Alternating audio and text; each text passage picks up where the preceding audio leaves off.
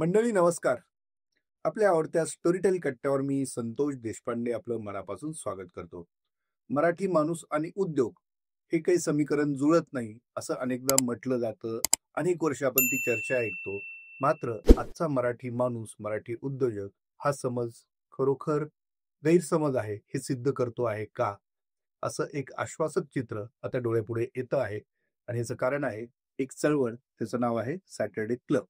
आणि त्याच विषयी बोलण्यासाठी मी पाचारण केलेलं आहे सॅटर्डे क्लबचे सेक्रेटरी जनरल म्हणजे सरचिटणीस सुहासजी फडणीस यांना. सर नमस्कार. सर नमस्कार. अनेकांना त्यांच्याविषयी माहिती असेलच किंवा सॅटर्डे क्लब विषयी तर नक्की माहिती असेल. तरी देखील आपण मुळापासून अनेक गोष्टींची उकल करण्याचा आज प्रयत्न करणार आहोत. मी सर्वप्रथम सर तुम्हाला प्रश्न विचारतो की सॅटर्डे क्लब म्हटल्यानंतर सॅटर्डे हा एक शब्द समोर येतो. सॅटर्डे क्लबच का भाऊ? उद्योजकांना एकत्र करायचं तर सॅटर्डेच का? सर खूप चांगला प्रश्न विचारला सुरुवातीलाच. खरं तर हा सॅटर्डे क्लब फक्त नसून याचं पूर्ण नाव आहे Saturday club global trust. Saturday club हा पुण्यात अजून एक राजकारणी लोकांचा भरतो. बरेचदा असा गैरसमज होतो की हा सॅटर्डे क्लब का? तर सॅटर्डे क्लब का? तर याची सुरुवात bridge engineer Madhavrao Bhide sir कैलासवास यांनी केली. आणि आपल्याकडे खूप छान म्हणी असतात, न करत्याचा वार शनिवार.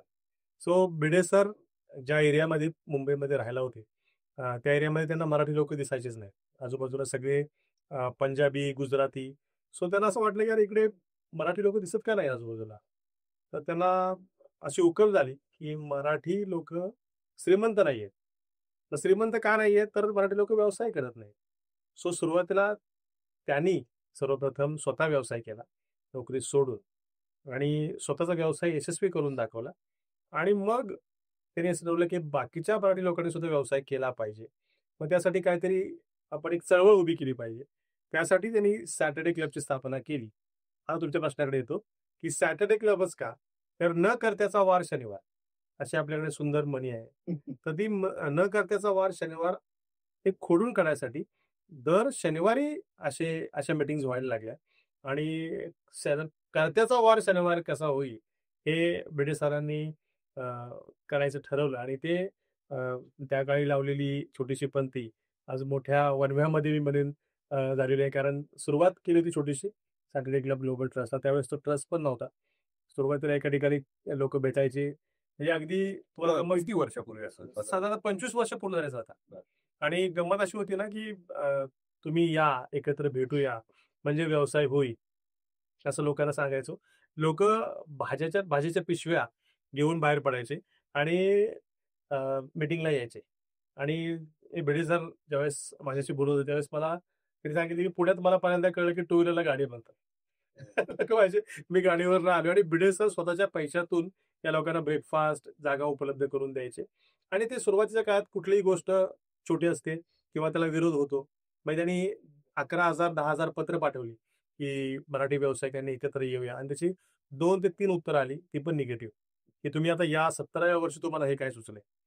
पण त्यातूनही म्हणतो ना आपण की त्यांचं जे त्यांना माहित होतं की त्यांना, म्हणजे काही लोक झाडं बघतात, काही लोक जंगल बघतात. त्यांना माहित होतं की पुढे जाऊन याचं काय होणार आहे. आणि आज हिस्ट्री, आज 6,000 पेक्षा जास्त उद्योजक आहेत सॅटर्डे क्लबमध्ये. 25 वर्ष पूर्ण झालेले आहेत. आणि या इतक्या वर्षाचा बिझनेस 20,000 कोटीपेक्षा जास्त व्यवसाय सगळ्या उद्योजकांनी मिळून केलेला आहे. सो त्यामुळं खरंच आम्ही न करत्याचा वार शनिवार ही मन खोटी ठरवली आहे. वा, म्हणजे आता कर्त्याचा वार करत्याचा वार शनिवार शनिवार आलेला आहे. वा. तर न करत्याला कर्त करणं हे खरं सॅटर्डे क्लबचं एक मोठं यश असं म्हटलं गेलं तर वावगं ठरणार नाही. काय. त्याच धाग्यावरती पुढे आपण जाऊया. तो म्हणजे ती जी भिडे सरांना तेव्हा गरज वाटली की मराठी उद्योजकांनी एकत्र यायला हवं. बरोबर. ती गरज आज देखील आहे का 25 वर्षानंतर? तुम्हाला काय वाटतं? खरं सर गरज तर आहेच. म्हणजे मी मुद्दाम दोन मला ज्या गोष्टी आवडतात. आपण असं म्हणतात की जिसके पास जनता है उसकी सब सुनता है. सो जोपर्यंत आपण एकत्र येणार नाही तोपर्यंत आपलं कुणी ऐकणार नाही. सो एकत्र येण्याची गरज ही आहेच आहे. म्हणजे त्यावेळेस भिडे सरांना जे वाटलं होतं हे ज्या ज्या बिझनेस कम्युनिटी सक्सेसफुल आहे या बरेच वर्षापासून या गोष्टी करतायत. म्हणजे मराठी उद्योजक म्हणा किंवा मराठी माणूस एकत्र आला की काय बोलतो, कुठलं हॉटेल चांगलं आहे, कुठला पिक्चर बघितला, क्रिकेट, तुझा व्यवसाय काय आणि माझा व्यवसाय काय, या गोष्टी मराठी कम्युनिटीमध्ये बोलल्याच जात नाही. सो या गोष्टी झाल्या पाहिजेत. तुझा व्यवसाय काय, माझा व्यवसाय काय, मी तुला कुठे मदत करू शकतो, तू मला कुठे मदत करू शकतो, याला आपण संदर्भ देण्याचं म्हणतो. आणि एकत्र आल्याशिवाय त्या गोष्टी होणार नाहीत. म्हणजे पूर्वी सुद्धा तुम्ही जर बघितलं, गावामध्ये जो गावाच्या मध्ये पार असायचा, Right. त्या पारावर सुद्धा नेटवर्किंगच व्हायचं. तिथेही लोक एकत्र यायचे. तिथेही माझा नांगर विकायचा आहे, तुझ्या मुलीचं लग्न ठरवायचं आहे, त्या गोष्टी सगळ्या पारावरच व्हायच्या. हे नॅचरल नेटवर्किंग होतं. आणि हे जाणून बुजून एकत्र येणं आणि जाणून बुजून व्यवसाय वाढवण्यासाठी एकत्र येणं, यालाच बिझनेस नेटवर्किंग हे नाव आहे. आणि याची खरंच गरज, अजून जास्त गरज आहे, की जेवढे बिझनेस नेटवर्किंग प्लॅटफॉर्म आहेत आता, ते 3 इडियट मधलं वाक्य आहे ना, सब जगह ज्ञान बट रहा है. सो सगळीकडे बिझनेस होतोय आणि खूप छान बिझनेस होतोय, कारण एकत्र आल्याशिवाय बिझनेस होणार नाही. त्यामुळे खरं त्याची गरज अजूनही आहे.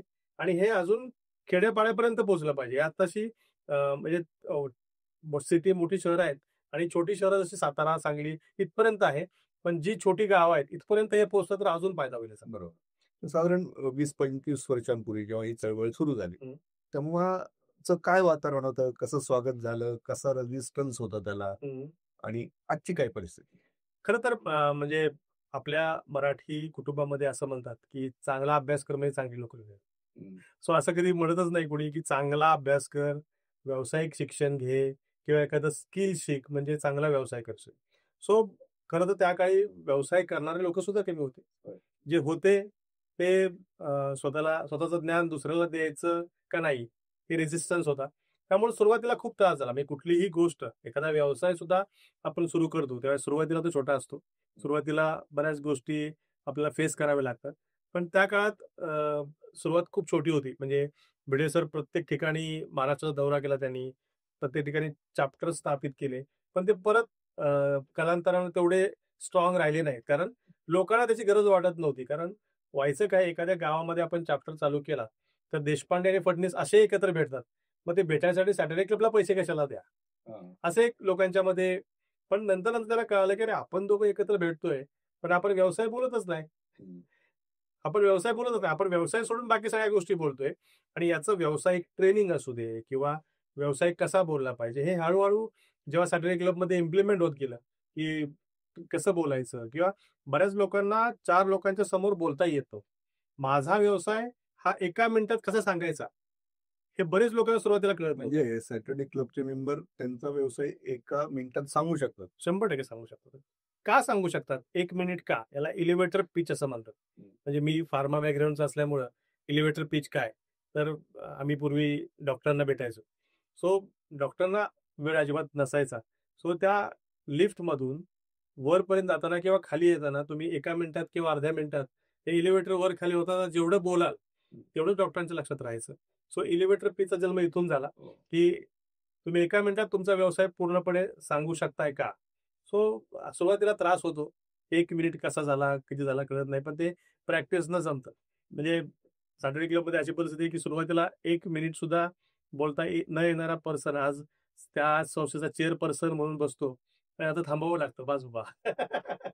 सो अशी प्रगती होते. हे जे स्किल्स आहेत ना, हे कुठल्याही परिमाणानं मोजता येत नाहीत. म्हणजे बिझनेस आपण किती झाला, काय झाला हे मोजू शकतो. पण या ज्या गोष्टी आहेत, हे स्किल अक्वायर करणं किंवा लीडरशिप, या गोष्टी मोजता येत नाहीत. बरोबर.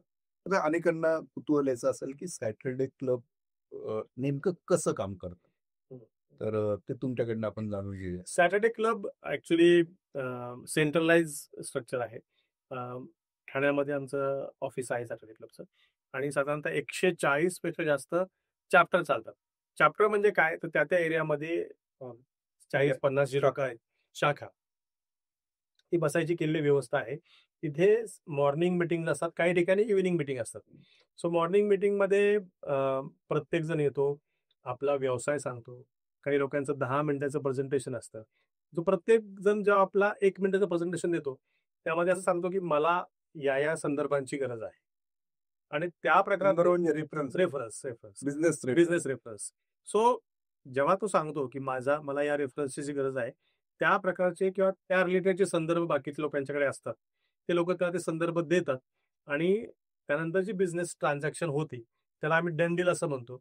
काही लोकांचं त्या मीटिंगमध्ये 10-10 मिनिटाचं बिझनेस प्रेझेंटेशन असतं, ते पूर्णपणे 10 मिनिटात पूर्ण व्यवसाय समजून सांगतात. त्यांना सुद्धा रेफरन्सेस मिळतात त्यांना जे हवे असलेले, आणि रेफरन्स जनरेट होऊन ती मीटिंग संपते. साधारणतः 90 मिनिटं ते 1 तासाची ती मीटिंग असते. म्हणजे महिन्यातून 2दा मीटिंग असते एका ठिकाणी. असे 140 चॅप्टर साधारणतः महाराष्ट्र, गुजरात, मध्य प्रदेश, गोवा आणि कर्नाटक आणि भारताबाहेर आता दुबई इकडे चालू आहे. बर. वा. आता एकूण किती मेंबर्स आहेत आपले? 6,000 पेक्षा जास्त मेंबर आहेत. वा. पण संदर्भ का मागतात इथे? म्हणजे रेफरन्सेस उद्योजक त्यांना का देतील म्हणजे असं एक? हा, मी आता समजा माझा एक्झाम्पल देतो. हा. मी रिअल इस्टेट क्षेत्रामध्ये आहे आणि मी पुण्यामध्ये तर व्यवसाय करतोच, पण भारताबाहेर पटाया थायलंडमध्ये माझं ऑफिस आहे आणि तिकडच्या प्रॉपर्टी आपण इकडे विकतो. सो इन्व्हेस्टमेंट ज्यांना करायची आहे त्यांना आपण सांगतो की थायलंडमध्ये अपॉर्च्युनिटीज आहेत, तुम्ही माझ्याबरोबर चला. आणि काही लोक ज्यांना इन्व्हेस्टमेंट करायची आहे, कारण रिच डॅड पुअर डॅड तुम्ही पुस्तक वाचलं असेल, तर आता भारतामध्ये ते प्रॅक्टिस करता येत नाही, कारण भारतामध्ये तेवढे रिटर्न्स नाही आहेत. सो हे प्रॅक्टिस आपण थायलंडमध्ये करू शकतो. हे समजावून सांगितल्यावर, म्हणजे आज मी पुण्यात आहे, मुंबईचे लोक, कोल्हापूरचे लोक, गडिंग्लजचे लोक, जळगावचे लोक हे माझ्याबरोबर तिकडे आलेले आहेत आणि त्यांनी माझ्याकडून तिकडे प्रॉपर्टी घेतलेली आहे. हेच जर मी सॅटर्डे क्लबमध्ये नसतो तर या लोकांशी माझा कधीही संपर्क आला नसता आणि या लोकांनी माझ्याकडनं प्रॉपर्टी घेतल्या नसत्या. सो काय असतं, एखाद्याची गरज हा दुसऱ्याचा बिझनेस होतो. त्यामुळं जेव्हा तुम्ही, म्हणजे असं म्हणतात ना, की आई सुद्धा रडल्याशिवाय दूध पाजत नाही बाळाला. सो जोपर्यंत तुम्ही मागत नाही, माझ्याकडे तुम्हाला हवे असले संदर्भ आहेत, पण तुम्ही मागितल्याशिवाय मला कसं कळणार? म्हणजे मी थेट तुमचा बायर जरी नसलो तरी हम्म. तुम्ही मला फक्त संदर्भ मागताय किंवा बरोबर. रेफरन्सेस मागताय, बरोबर लीड्स मागताय बरोबर असं. तरी कसं, की तुमच्या फोन बुकमध्ये 1,000 पेक्षा जास्त संदर्भ असतील किंवा कॉन्टॅक्ट असतील, त्यातले मला कुठले उपयोगी आहे हे मी मागितल्याशिवाय तुम्हाला कळत नाही. आणि ते तुम्ही काढून मला देता, की त्याला आपण डायरेक्ट संदर्भ म्हणतो, की एखाद्याला एखादी गोष्टीची आवश्यकता आहे आणि ती मी देतोय, बरोबर. तर ती डायरेक्ट संदर्भ आला. पण असं असतं, की काही लोक कनेक्ट असतात तुमचे, की हे लोक माझ्याकडे आहेत आणि हे तुला कुठेतरी उपयोगी पडू शकतील, कारण तुझे जे क्लायंट आहेत असेच हे लोक आहेत. बरोबर. सो याला कनेक्ट म्हणतो आपण. सो डायरेक्ट रेफरल किंवा कनेक्ट आपण दिल्यानंतर त्यातून बिझनेस जनरेट होतो. पण तुम्ही स्वतः कधीपासून जोडले गेलेला आहात आणि तुम्हाला सॅटर्डे क्लबचं काम करत असताना तुमच्या व्यवसायाला कसा फायदा झाला? मी साधारणतः गेले 15 वर्ष सॅटर्डे क्लबचा मेंबर आहे. पुण्यामध्येच, म्हणजे असं मला हरकत नाही, की सुरुवातीपासून पुण्यामध्ये मी आहे. आणि होतं कसं, की म्हणजे माझ्या व्यवसायाची सुरुवात आणि मी सॅटर्डे क्लब हे एकत्रच झालेली आहे. बरं. सो असं म्हणायला हरकत नाही, की माझा व्यवसाय आणि सॅटर्डे क्लब एकत्रच ग्रो झालेले आहे. सो मला कसा फायदा झाला मी आता सांगितलंच तुम्हाला, की अ, होतं काय, कुठल्याही व्यवसायाला अ, आवश्यक असतात संदर्भ किंवा ओळखी. म्हणजे मी मुद्दाम असं सांगतो, की जर 1,000 कार्ड तुम्ही प्रिंटिंग करून घेतले, स्वस्त मिळतात म्हणून, मग तुम्ही देणार कोणाला? स्टेशनला उभं राहून तर आपण वाटू शकत नाही. सो ते देण्यासाठी योग्य पर्सन पाहिजे. असा पर्सन पाहिजे, की तो त्या कार्डला ऑनर करेल. त्याच्याकडे रेफरन्सेस असतील. सो असे सॅटर्डे क्लबमध्ये भरपूर लोक आहेत, की जे तुमचा कार्ड घेऊन आणि त्यांचा कार्ड तुम्ही घेऊन एकमेकाला रेफरन्सेस देऊ शकता. असंच मी सॅटर्डे क्लबमध्ये काम करत असल्यामुळे आणि पुण्यामध्ये असल्यामुळे हळू जेव्हा आपण सॅटर्डे क्लब बरोबर ग्रो होत गेलो, म्हणजे मी सुरुवातीला एका चॅप्टरचा चेअरपर्सन होतो. त्यावेळेस आमची एक मीटिंग असते. महाराष्ट्रातले सगळे चेअरपर्सन एकत्र भेटतात. त्याला सेंट्रल गव्हर्निंग काउन्सिल असं म्हणतात. तिथे बाकीच्या सगळ्या महाराष्ट्रातल्या लोकांशी आपली ओळख होते आणि त्यांना कळतं, की आपला व्यवसाय काय आहे. सो त्यावेळेस पुण्यामध्ये मी काम करत होतो. पुण्यामध्ये कुणाला काय हवं असेल, तर ते लोकं माझा रेफरन्स द्यायचे. महाराष्ट्रभरामधून, मुंबईमधून किंवा आजूबाजूला साताऱ्यामधून. साताऱ्यामधल्या काही मेंबरला मी पुण्यात फ्लॅट दिलेला आहे. सो अशा प्रकारे माझा रेफरन्स वाढत गेला. आज अशी परिस्थिती आहे, की 15 वर्षामध्ये मला कुठून रेफरन्सेस आले हे मला कळत नाही. इतक्या लोकांशी आपण भेटत राहतो. म्हणजे मी असं म्हणतो ना, की नेटवर्किंग ही पेरणी आहे. ते ज्यावेळेस उगवतं, त्यावेळेस त्याचा ॲक्चुअल बेनिफिट तुम्हाला होतो. बरोबर. अनेकांना असा त्यांचा व्यवसाय वाढवताना प्रॉब्लेम असतो किंवा त्यांच्या पुढचं एक चॅलेंज असतं असं म्हणू आपण, की अ, सगळं उत्तम आहे, मी सगळं करतो, पण ते विकायचं कसं हे मला समजत नाही किंवा त्यांचा एक सेल्स फोर्स नसतो. बरोबर तर ते सेल्स फोर्स नसल्यामुळे ती एक अडचण असते किंवा ते परवडत नसतं. बरोबर आहे. पण कंपनी असणारा त्यांना हे परवडतं. हम्म. ते कदाचित अफोर्ड करू शकतात. बरोबर. पण जे उद्योजक आहेत, हम्म. जे इंडिव्हिज्युअल लेव्हलला काम करतात हम्म. किंवा त्यांचा फार मोठा सेटअप नाही, हम्म. अशांना देखील सॅटर्डे क्लबचा फायदा होतो का? इंडिव्हिज्युअल लोकांनाच फायदा होतो जास्त. बरं. कंपनी सेटअप होल्यानंतर जास्त फायदा होतो. पण इंडिव्हिज्युअल जेव्हा मेंबर असतात त्यावेळेस आम्ही असं म्हणतो की तुम्ही सोडून जेवढे काही मेंबर आहेत तीच तुमची सेल्स फोर्स आहे. हम्म. कारण काय होतं, तुम्ही ज्यावेळेस बिझनेस प्रेझेंटेशन देता त्यावेळेस तुम्ही जे बिझनेस प्रेझेंटेशन द्यायचं असतं ना, हे तुमच्या सेल्स टीमला जे प्रेझेंटेशन द्यायचं असतं ते द्यायचं असतं. तुमच्या क्लायंटला जे प्रेझेंटेशन, कारण इथं कुणीही तुमचं डायरेक्ट बायर नाही. बरोबर. हा, एखाद्याला डायरेक्ट रिक्वायरमेंट असेल तर तुमच्याकडे येईल. पण हे जे सगळे लोक आहेत, आता जर मी सोडून बाकीचे सगळे लोक आहेत, हे सगळे माझ्यासाठी सेल्स टीम म्हणून काम करतात किंवा मी बाकीच्या लोकांसाठी सेल्स टीम म्हणून काम करतो. कारण ज्यावेळेस तुमचं प्रोडक्ट ही डोक्यामध्ये जातं, म्हणजे मेंदूमध्ये कळतं. जसं आपण पूर्वी असं म्हणायचो की अँटीसेप्टिक सोप कुठला, तर डेटॉल. किंवा लिंबाचा साबण कुठला, तर लिरिल. सो तुमचं प्रोडक्ट, जसं माझं प्रोडक्ट आहे, मी पटाया थायलंडमध्ये फ्लॅट विकतो. सो हे लोकांच्या डोक्यात आहे की मी पुण्यामध्ये फ्लॅट विकतो, हे लोकांच्या डोक्यामध्ये आहे, सबकॉन्शियस माइंडमध्ये आहे. ज्यावेळेस अशी काही रिक्वायरमेंट कुणासमोर येते किंवा कोणी त्यांना म्हणतं की अरे मला पुण्याला फ्लॅट पाहिजे किंवा मला रिअल इस्टेटमध्ये इन्व्हेस्टमेंट करायची आहे, सो लोक माझं नाव रेकमेंड करतात.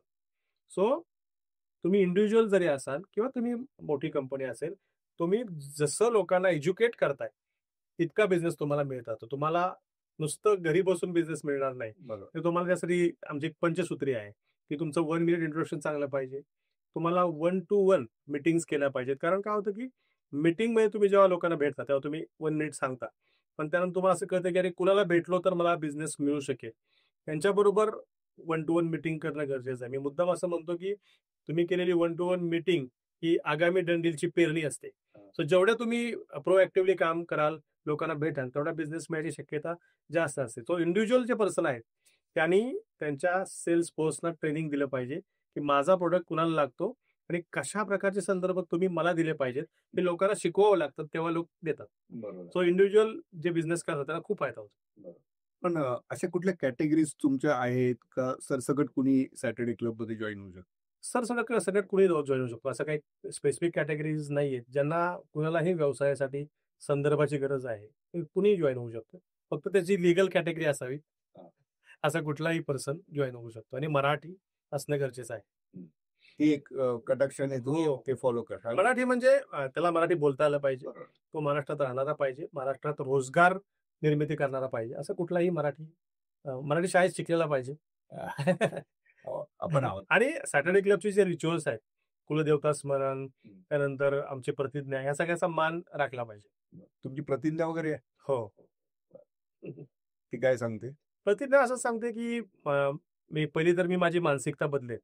मानसिकतेवर आम्ही काम करतो. जसं तुम्ही मराठी माणूस म्हणाला की मराठी माणसाला बाळकडू हे मिळालेलं नाही व्यवसायाचं.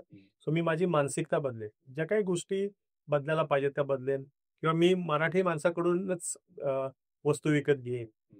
हे पूर्णपणे असं रिच्युअल्स आमचे जे आहेत, त्या आपण रोज सकाळी मीटिंग चालू व्हायच्या अगोदर ही प्रतिज्ञा म्हणतो आणि त्याचा खूप खोलपर्यंत सबकॉन्शियस माइंड पर्यंत फायदा होतो.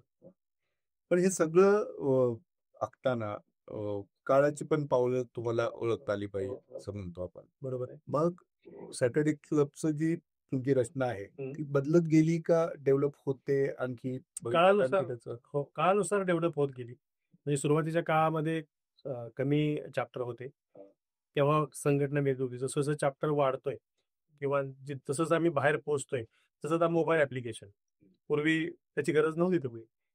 सो आता मोबाईल ऍप्लिकेशन तुम्ही जर बघितलं तर आज तुम्ही कुठलाही उद्योजक तुम्हाला लागणारा महाराष्ट्रभरातला किंवा 140 चॅप्टर मधला 6,000 पैकी तुम्ही एका सर्च मध्ये त्याच्यापर्यंत पोहोचू शकता. हे पूर्वी नव्हतं. सो काळाबरोबर वेबसाईट चांगली असणं किंवा हे डिजिटल इन्फ्रास्ट्रक्चर चांगलं असणं हे काळाची गरज आहे. सो त्याच्यावर आम्ही या मागच्या काही वर्षामध्ये चांगलं काम केलेलं आहे. त्यामुळे आमचा कुठलाही उद्योजक कुठल्याही मेंबरपर्यंत पोहोचू शकतो आणि आता फिजिकल भेटायची गरज नाही. तर आपल्याला कोविडने शिकवलेलं आहे की तुम्ही व्हर्च्युअली सो भेटू शकता. सो इव्हन दुबई चॅप्टरची लोक आणि जळगाव किंवा कोल्हापूरची लोक, हे कोल्हापूरच्या आमच्या एक मॅडम आहेत प्रेमा चौगुले मॅडम म्हणून, त्यांनी दुबई चॅप्टर मध्ये व्हर्च्युअली प्रेझेंटेशन केलं. बर. सो तिथल्या लोकांनी त्याला रेफरन्सेस दिले. सो हे आता टेक्नॉलॉजीमुळे काही शक्य आहे आणि काळाची पावलं ओळखून आम्ही त्यानुसार वाटचाल करतोय. अशी काही उदाहरणं तुम्हाला आता तुम्ही म्हणाला हं. अशी काही उदाहरणं सांगता येतील की त्यांना खरोखर खूप मोठा फायदा झाला या सगळ्याचा, ज्यांना कदाचित विश्वासही नव्हता पूर्वी? हो. अशी भरपूर उदाहरणं आहेत खरं तर. आता एक रिसेंटली कोल्हापूरमध्ये एक सिंगल रेफरन्स काय करू शकतो. अ, आपल्या गुजरातमध्ये एक एस-टी-पी प्लांट आहे. त्याची एक सिंगल वर्क ऑर्डर मिळाली. कोल्हापूरमधल्या एका मेंबरने दुसऱ्या चॅप्टरमधल्या मेंबरला संदर्भ दिला आणि ती सिंगल वर्क ऑर्डर 68 कोटीची आहे. बापरे. सो एका रेफरन्सची ताकद काय असू शकते, हे आम्हाला तिथं बघायला मिळालं. त्याचबरोबर आमचा एक गडिंग्लज चॅप्टरचे मेंबर आहेत, मुरारी चिकोडे म्हणून. त्यांचा कन्स्ट्रक्शन मटेरियल सप्लायचा बिझनेस आहे आणि ते दर महिन्याला सॅटर्डे क्लबमधून 60 लाखाचा बिझनेस करतात आणि त्यांचं टार्गेट पुढच्या काही महिन्यामध्ये 5 कोटीपर्यंत पोहोचण्याचं आहे. असे भरपूर उद्योजक आहेत, जॉईंट व्हेंचर करतात. म्हणजे नाशिकमधला मेंबर आणि मुंबईमधला मेंबर या दोघांनी मिळून एक जॉईंट व्हेंचर केलं आणि कर्नाटकमध्ये एका मेडिकल कॉलेजच्या हॉस्टेलचं पूर्ण फर्निचर त्या दोघांनी मिळून केलं. बरं. सो अशा भरपूर एक्झाम्पल आहेत. म्हणजे खरं सांगायचं तर त्याला बरं. एक 20,000 कोटीचा बिझनेस आपण केलेला आहे. सो एक्झाम्पल तर खूप 20,000 कोटी. हा गेल्या 25 वर्षामध्ये रेकॉर्डेड. क्या बात. आणि अनेकांना ह्या सगळ्या गोष्टी पुढे जाण्यासाठी म्हणजे ठीक आहे, वन्स दे एंटर्ड, एकदा ते सॅटर्डे क्लब मध्ये आले किंवा त्या परिवाराचा भाग बनले, रेफरन्सी बिझनेस बरोबर ही गोष्ट आहेच आहे. बरोबर. त्याचबरोबर एक उद्योजक म्हणून स्वतः जे बदल करायचे असतात त्यासाठी तुम्ही काही मदत करता? हो, आमचे ट्रेनिंग्स आहेत. जनरली मेंबरशिप डेव्हलपमेंट प्रोग्राम आहे आमचा. बरं. की जनरली तुम्ही जर पाहिलं की इलेक्ट्रॉनिक वस्तू असतात ना, त्याच्याबरोबर एक युजर मॅन्युअल येतं. हा. ही वस्तू वापरायची कशी. तसंच एमडीपी प्रोग्राम हा सॅटर्डे क्लबचं युजर मॅन्युअल आहे. बरं. की तुम्ही सॅटर्डे क्लबमध्ये आलात तर तुमचा व्यवसाय वाढवण्यासाठी सॅटर्डे क्लबचा उपयोग कसा करून घ्यायचा, त्यासाठी आम्ही एमडीपी प्रोग्राम घेतो. जो नवीन मेंबर जॉईन झाला की लगेचच तो प्रोग्राम त्याने करावा, की जेणेकरून त्याला कळतं की आपण काय केलं पाहिजे सॅटर्डे क्लबमध्ये. मी माझं 1 मिनिट कसं शार्पन केलं पाहिजे. म्हणजे 1 मिनिट मध्ये सुद्धा बऱ्याच गोष्टी आहेत. म्हणजे तुम्ही जेव्हा 1 मिनिटची सुरुवात करता त्यावेळेस असं काहीतरी तुमच्याकडे हुक स्टेटमेंट पाहिजे की तुम्ही लोकांनी मना वळवून तुमच्याकडे बघितलं पाहिजे. बरोबर. जसं मी रिअल इस्टेटमध्ये आहे. मी लोकांना असं म्हणतो की मी तुम्हाला तुमची जागा दाखवतो हवी असलेली.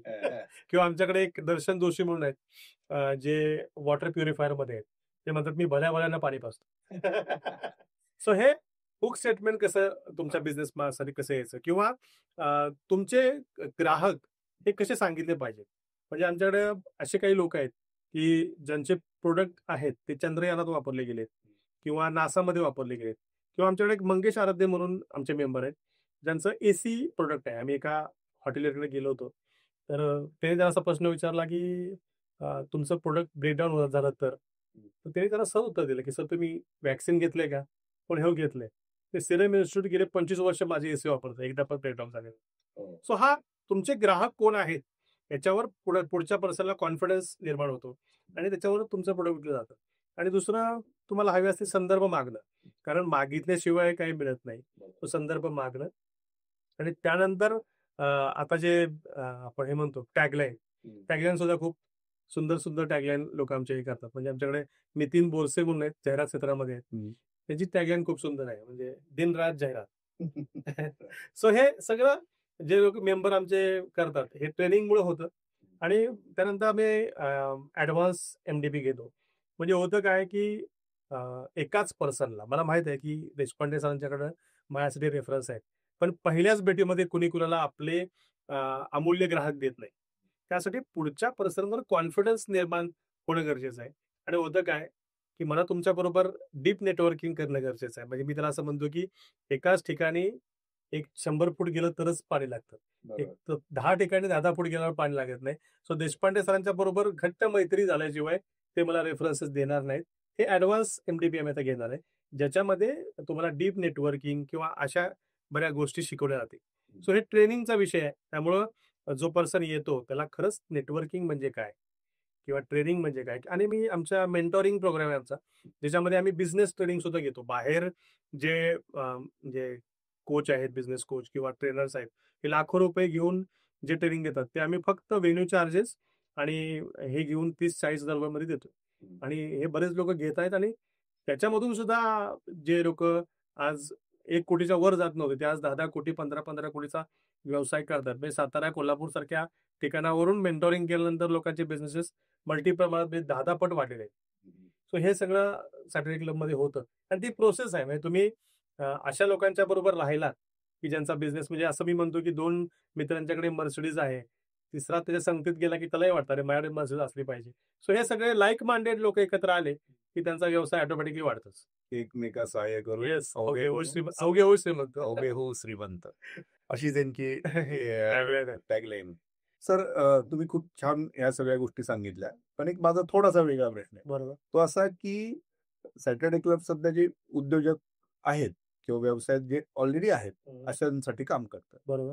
पण ज्यांना व्यवसायात यायचं आहे, ज्यांना उद्योजकतेची वाट धरायची आहे किंवा त्यांना यावंसं वाटतं आहे, अशांसाठी भविष्य काय असेल, त्यात तुमचा म्हणजे सॅटर्डे क्लबचा रोल काय असेल, त्याचं काही याविषयी थोडंसं सांगा. खरं तर जे आता उद्योजक आहेत त्यांच्याबरोबर तर आम्ही काम करतोच आहे. पण आमचा एक सेल आहे ज्याला आम्ही यंग एंटरप्रेन्योर सेल म्हणतो, की जो कॉलेजचे जे विद्यार्थी आहेत, आम्ही भरपूर कॉलेजबरोबर एमओयू केलेले आहेत आणि कॉलेजच्या विद्यार्थ्यांना म्हणजे ज्यांना व्यवसाय करायचा आहे, प्रत्येक कॉलेजमध्ये इन्क्युबेशन सेंटर्स असतात. त्यांच्याबरोबर आमचा हा सेल काम करतो आणि आमचे जे ऑलरेडी जे उद्योजक आहेत, हे या उद्योजकांना पुढे विद्यार्थ्यांना व्यावसायिक होण्यासाठी गाईड म्हणजे मदत करतात. काही लोकांचे कॉलेजचे प्रोजेक्ट असतात, ते खूप छान असतात. पण ते कॉलेजमध्येच राहून जातात. सो आम्ही काय करतो त्याला मार्केटेबल कसं बनवता येईल.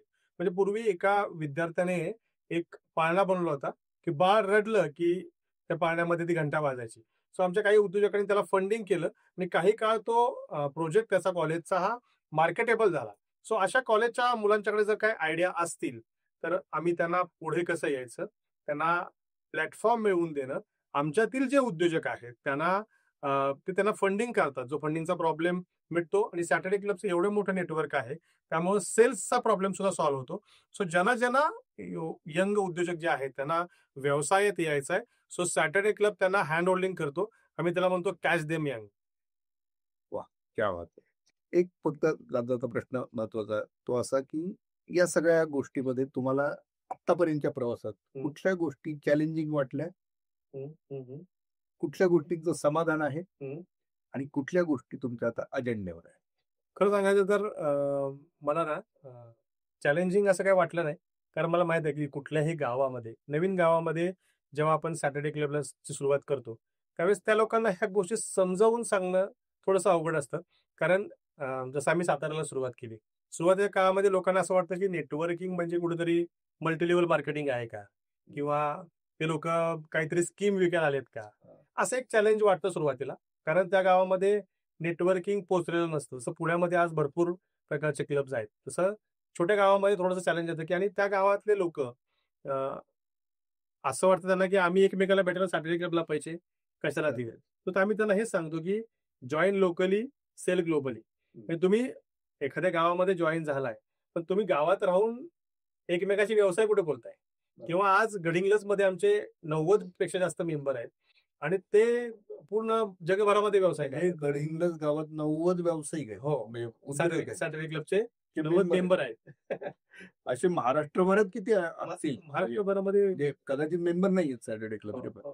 पण स्कोप प्रचंड आहे. स्कोप प्रचंड आहे आणि सुरुवातीला हाच तुम्ही म्हणायचा चॅलेंज हाच आहे, की लोकांना नेटवर्किंग समजावून सांगणं, लोकांना एकत्रित आणणं. म्हणजे आज आम्ही मध्य प्रदेशमध्ये भोपाळमध्ये चालू करतोय. त्यानंतर काल परवाच दिल्लीमध्ये बरोबर माझी ऑनलाईन मीटिंग झाली. सो जिथे सॅटर्डे क्लब नाहीये, तिथं सुरुवात करणं हे नेहमीच अवघड असतं आणि मी नेहमी म्हणतो, की एक लीडर आपल्याला मिळेपर्यंत लोकल थोडासा चॅलेंज असतो. एकदा तो मिळाला, की आपण ते लवकर चॅप्टर चालू करू शकतो. सो सुरुवातीचा हेच चॅलेंज आहे फक्त, की लोकांना एकत्र आणायला त्रास होतो नवीन ठिकाणी. आणि समाधान या गोष्टीचं आहे, की अ, गेल्या 15 वर्षात मी आणि सॅटर्डे क्लबने गेल्या 25 वर्षामध्ये 20,000 कोटीचा बिझनेस केलेला आहे. आणि पुण्यामध्ये ज्यावेळेस कोविडच्या काळामध्ये सुद्धा आम्ही बिझनेस केला. सो हे समाधान होतं, की ऑनलाईन असून सुद्धा आपण व्यवसाय करतोय आणि एकमेकाला जोडले जाऊन म्हणजे आता आपण पुण्यात बसलोय म्हणून मुद्दाम सांगतो, की पुण्यामध्ये साधारणतः दरवर्षी 500 कोटीचा बिझनेस आम्ही करतोय. हे महाराष्ट्राच्या जवळ-जवळ जेवढा सॅटर्डे क्लबचा बिझनेस होतो त्याच्या 40% बिझनेस पुण्यामध्ये होतो. कारण आज पुण्यामध्ये 32 चॅप्टर आहेत आणि 1000 पेक्षा जास्त मेंबर आहे. सो समाधान या गोष्टीचं आहे, की याची सुरुवात मी केली आणि पुण्यामध्ये आज 1000 पेक्षा जास्त लोक आहेत आणि एकमेकाला कधीही न भेटणारे लोक आज एकमेकाला भेटून त्यांचा व्यवसाय कोटीच्या कोटी उड्डाणं करतायत. त्याचं एक समाधान आहे कुठेतरी, की आपल्यामुळं म्हणजे याला आपण कारणीभूत आहोत चांगल्या अर्थाने. सो याचं एक समाधान आहे. आणि पुढच्या योजना जर तुम्ही म्हणाल, तर मी आता सॅटर्डे क्लबचा सेक्रेटरी जनरल आहे. सो जसं 25 वर्ष पूर्ण सॅटर्डे क्लबला झाले आणि पुढच्या 25 वर्षाचं आम्ही आता जसं नरेंद्र मोदी 2047 पर्यंतचं व्हिजन आखतायत, तसं आम्ही पुढच्या 25 वर्षाचं व्हिजन आखतोय, की ज्याच्यामध्ये आता मी तुम्हाला सांगितलं, की दुबईमध्ये आम्ही गेलेलो आहे. सो महाराष्ट्रामध्ये असं मला वाटतं, की जिथे गाव तिथे एस-सी-जी-टी म्हणजे Saturday club global trust. So प्रत्येक गावापर्यंत आपण पोहोचलो पाहिजे. म्हणून पूर्वी तुम्ही ऐकलं असेल, की गाव तिथे एस-टी. तसं आम्ही आता गाव तिथे एस-सी-जी-टी ही स्लोगन घेऊन पुढे चाललोय. सो माझं असं पुढच्या 25 वर्षामध्ये असं व्हिजन आहे, की प्रत्येक गावाच्या बाहेर एक बोर्ड असला पाहिजे, की जसं मी निपाणीचं नाव मुद्दाम घेतो, की निपाणी गावातील उद्योजक, सॅटर्डे क्लब ग्लोबल ट्रस्टचे उद्योजक आपले सहर्ष स्वागत करत आहेत. सो असं विजन आहे आणि पुढे जाऊन मी असं म्हणेन, की जिथे-जिथे मराठी माणूस, तिथे सॅटर्डे क्लब पोहोचला पाहिजे आणि या विजनलाच पुढे घेऊन आम्ही चाललोय आणि आमचा जो कोर पर्पज आहे, एकमेकाला सहाय्य करू अवघे होऊ श्रीमंत. सो एकमेकाला सहाय्य केलं तर सगळे श्रीमंत होणार आहे. वाह! क्या बात है! मित्रांनो, तसं बिझनेस नेटवर्किंगमध्ये अनेक संस्था आहेत, अनेक ऑर्गनायझेशन्स आहेत. तुम्हाला त्यांचा अनुभव देखील असेल किंवा ऐकून माहिती देखील आहे. मात्र सॅटर्डे क्लब ही जी संकल्पना आहे ती मराठी माणसांशी केंद्रित आहे. त्यांना केंद्रस्थानी ठेवून त्यांच्या प्रगतीसाठी प्रयत्नशील आहे. हे त्यांचं वैशिष्ट्य आणि त्यामुळे एक वेगळी कम्फर्ट लेव्हल ज्याला आपण असं म्हणू शकतो, की आपल्यासाठीच हे कुणीतरी केलेलं आहे, ह्याची त्यांना तिथे एक प्रचिती येऊ शकते, अशी ती संस्था आहे. असं म्हणलं तर वावगं ठरणार नाही.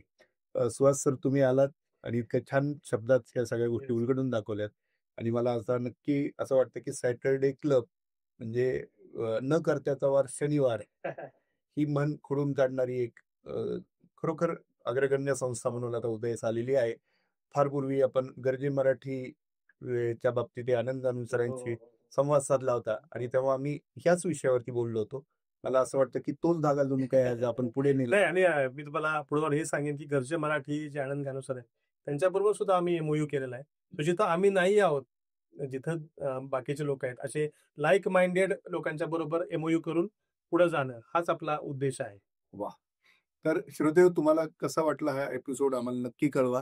तुम्हाला सॅटर्डे क्लब विषयी आणखी काही माहिती हवी असेल किंवा या उपक्रमात सहभागी व्हायचं असेल, तरी देखील तुम्हाला विनंती अशी की तुम्ही कमेंट मध्ये तसं मत व्यक्त करा किंवा तशी विनंती करा.